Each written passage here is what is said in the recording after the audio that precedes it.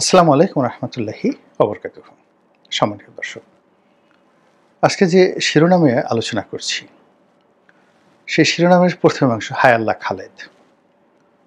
এই বাক্যটি বাংলাদেশে সামাজিক মাধ্যমে ইদানিং একেবারে রীতিমতো ভাইরাল। কে খালেদ, হায় আল্লাহ কে বলেছে, কাকে কি বলেছে, এটা মোরালেছে আপনারা সবাই জানেন।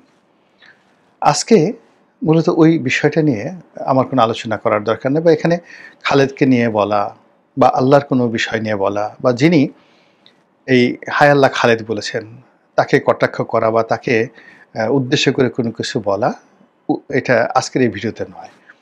মূলত একটা অতি প্রাকৃত একটা বিষয়, অতি প্রাকৃত বা প্রাগৈতিহাসিক একটি বিষয়। সেই বিষয় নিয়ে আলোচনা করব। সেই বিষয়ের সঙ্গে বর্তমান রাজনীতি, বর্তমান সরকারের যে কর্মকাণ্ড এবং পরিণতি, মানে এটা কোন দিকে যাচ্ছে সেটা খুব স্পষ্টতে আপনারা বুঝতে পারবেন। প্রাগৈতিহাসিক যুগ থেকে, মানে সে আদি যুগ থেকে মানুষ বা যে কোনো প্রাণী সবসময় দেখবেন যে এরা শক্তের ভক্ত, নরমের জম। এগুলো এক।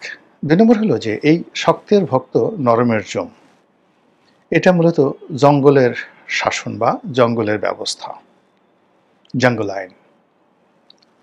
অতিরিক্ত নিষ্ঠুরতা যখন রাজনীতিতে প্রদর্শিত হয়, সমাজে বা পরিবারে যখন খুব অতিরিক্ত শাসন থাকে, মাত্রাতিরিক্ত শাসন থাকে, সেখানে কোনো অবস্থাতেই ভালো ফলাফল তৈরি হয় না। উল্টো যে জিনিসগুলো হয়, অনেকগুলো সম্ভাবনা নষ্ট হয়ে যায়। যেমন ধরেন আপনি গোলাপ ফুল ফুটাবেন, তো বড় বড় গোলাপ ফুল ফুটানোর জন্য আপনি খুব বেশি পানি দিলেন, বেশি সার দিলেন, তো দেখা গেল যে সারের কারণে সেই গাছ খুব বড় হয়ে গেল। নর্মালি একটা গোলাপ গাছ হয়তো 5 ফিট হবে বা 2 ফিট হবে, সেটা 10 ফিট হয়ে গেল, একেবারে বেশি লম্বা হয়ে গেল, কিন্তু কোনো অবস্থাতেই সে ফুল আর দিচ্ছে না। বা আপনি খুব বেশি পানি দিলেন, গাছের জন্য খুব বেশি পানি দরকার, কিন্তু পানি এত বেশি দিলেন যে সেই গাছের যে শিকড় সেটি পচে যাবে। আবার যদি আপনি কোনো কিছু না দেন, একেবারে কোনো কিছু না দেন, সারও দেবেন না, পানিও দেবেন না, তাও হবে না। ফলে জীবনে পরিমিত বোধ, প্রকৃতিতে পরিমিত বোধ, সমাজে রাষ্ট্রে পরিমিত বোধ সবচেয়ে গুরুত্বপূর্ণ একটি বিষয়। আরেকটি হলো কনসিস্টেন্সি, ধারাবাহিকতা। যে কোনো জিনিসের ধারাবাহিকতা থাকতে হবে। তো যখন দীর্ঘকাল ধরে আমাদের সমাজে আমরা দুটো টার্ম ব্যবহার করি, একটা হলো দশক আর একটা হলো যুগ। 10 বছরে আমরা 1 দশক বলি, আর 12 বছরে 1 যুগ ধরি। তো কোনো একটা বিষয় যদি এই সমাজে 10 বছর কিংবা 12 বছর, 1 দশক বা 1 যুগ ধরে চলে, ওটা একটা প্রথাতে পরিণত হয়, ওটা একটা আইনে পরিণত হয়ে যায়, ইংরেজিতে যেটিকে বলা হয় কাস্টমস। এখন শেখ হাসিনার জমানাতে 15 বছর ধরে তার যে শাসন কর্তৃত্ব ছিল, তার যে দমন পীড়ন ছিল এবং প্রতিপক্ষকে ভয় দেখানোর দুরন্ত, যাকে বলা হয় তার শক্তি, মেধা, যোগ্যতা, কৌশল ছিল। এর ফলে কি হলো, তার যারা প্রতিপক্ষ সবার যে হৃদয়ের মধ্যে কতগুলো মেশিন আছে। যেমন আপনি সাপ দেখলে ভয় পাবেন, স্বাভাবিক, কিন্তু সাপুড়েতে ভয় পায় না। আপনার হাতে যদি একটা ইনজেকশন দেয়া হয়, আপনি অনেক বড় বীর, বিরাট লেখক, সাহিত্যিক, সাংবাদিক, সারাদিন পিস্তল চালান, মস্ত বড় যাকে বলা হয় শিকারী, কিন্তু ছোট্ট একটা ইনজেকশন দিয়ে যদি বলা হয় যে এই ছাগলের পাছার উপর এই ইনজেকশনটা পুশ করেন, আপনি দেখবেন যে আপনি পারবেন না। কিংবা ছাগলের পাছা বাদ দিলাম, মুরগির রান, ওইখানে একটা ইনজেকশন পুশ করে আপনি একটু এই ওষুধটা পুশ করে দেন, আপনি একটু নিজে চিন্তা করেন তো যে আপনি সেটা পারবেন কিনা, আপনার হাত কীভাবে থরথর করে কাঁপবে। কিংবা যদি বলা হয় যে এই ইনজেকশনটা খুবই জরুরি এখন আপনার নিজের শরীরে, এটা যদি আপনি নিজে পুশ না করেন তাহলে আপনি মরে যাবেন। তো আপনাদের কয়জনের সাহস আছে একটা ছোট্ট সিরিঞ্জ নিজের সেই হাতে, পায়ে, পশ্চাৎ দেশে যেখানে মাংস পেশি রয়েছে সেখানে আপনি এভাবে ঢোকাতে পারবেন? দেখেন তো, একটু চিন্তা করে দেখেন। অথচ এই বস্তির যারা ছেলেরা যারা নেশাগ্রস্ত, অনেক ভিখারিয়া ইদানিং দেখা যাচ্ছে যে ডেইলি 20 বার 30 বার করে সে নিজের শরীরে ইনজেকশন পুশ করে সে নেশাগ্রস্ত হচ্ছে। তাহলে মানে জীবনটা হলো একটা প্র্যাকটিস, ম্যাটার অফ প্র্যাকটিস। এখানে রাতারাতি আপনি কোনো কাজ করতে পারবেন না।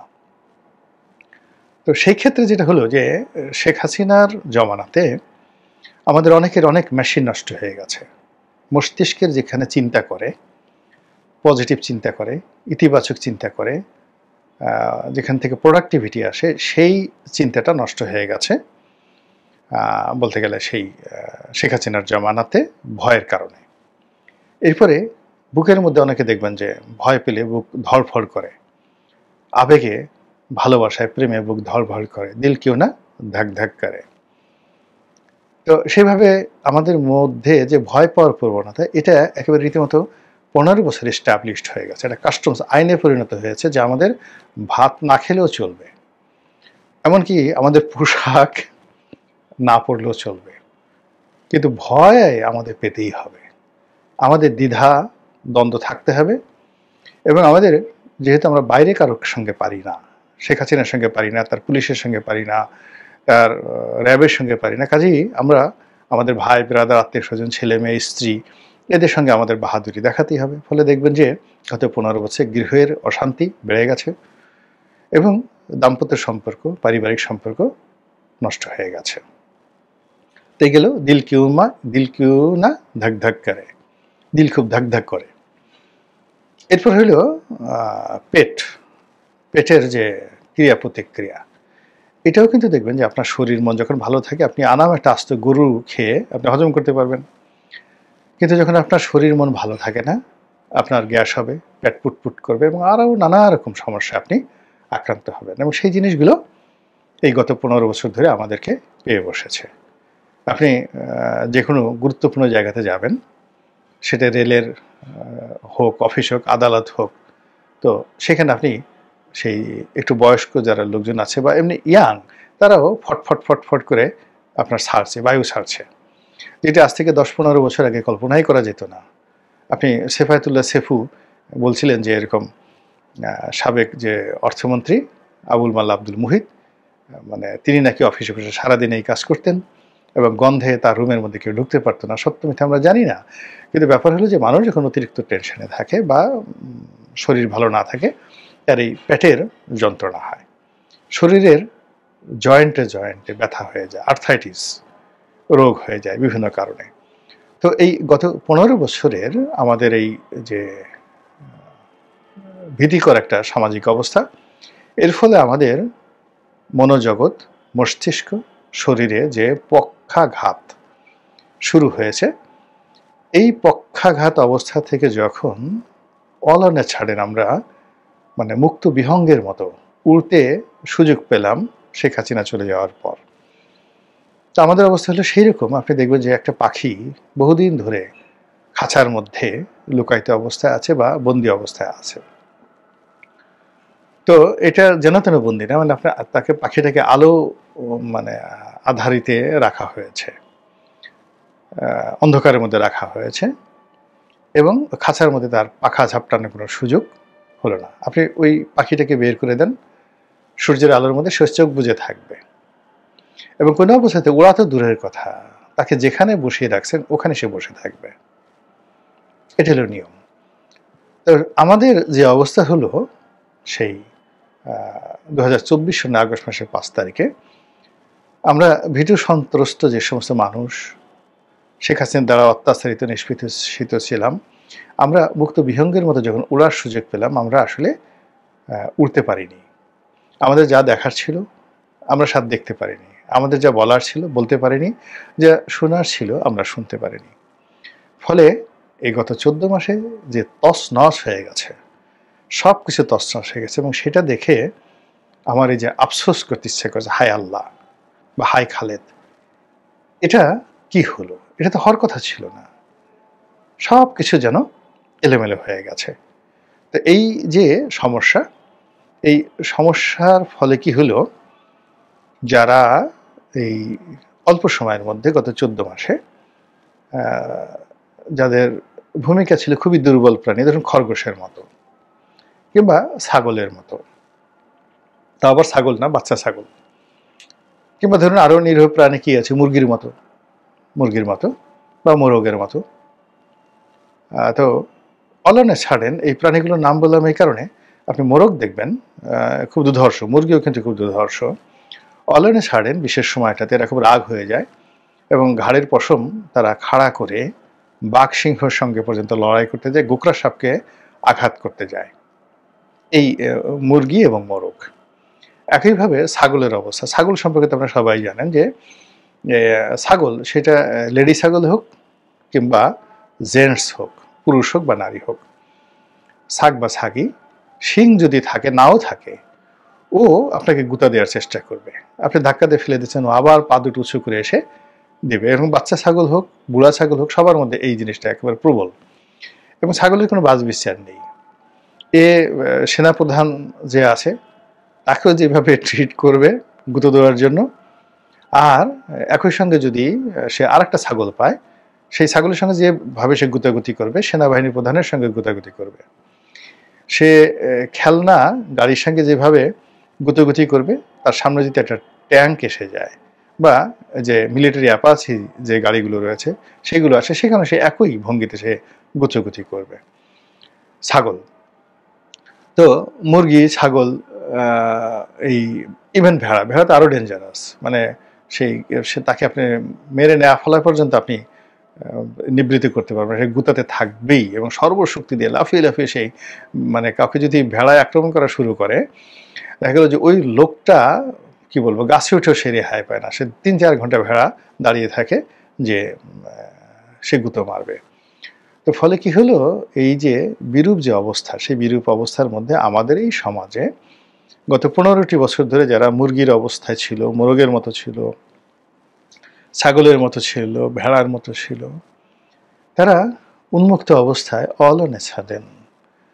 রয়্যাল বেঙ্গল টাইগার হয়ে গেল, বাঘ হয়ে গেল, গন্ডার হয়ে গেল, তারপর আর কি বলবো, যেগুলো দেখলে ভয় লাগে, মানে যাকে বলা হয় ভল্লুক কিন্তু খুব ডেঞ্জারাস প্রাণী, ভল্লুক হয়ে গেল, গরিলা হয়ে গেল। এরপরে 3 থেকে 4 মাস তারা এইভাবে খুব মানে সেই টারজানের মতো বুক চাপড়ে চাপড়ে আফ্রিকার জঙ্গলে তারা যেভাবে সেই টারজানের বন্ধু প্রাণীগুলো যেভাবে দাপট দেখালো, এইভাবে আমাদের জনারণ্যে, জনগণের যে অরণ্য, সেই অরণ্যে তারা দাপট দেখানো শুরু করলো। তাদের সম্পদ লাগবে, সেটা গরু চুরি করে হোক, তাদের আধিপত্য দেখাতে হবে, সেটা যাকে বলা হয় যে ঢাকাতে যে পাবলিক টয়লেট আছে, সেই পাবলিক টয়লেটের উপর মাতব্বরি দেখানো হোক, ফুটপাথ হোক,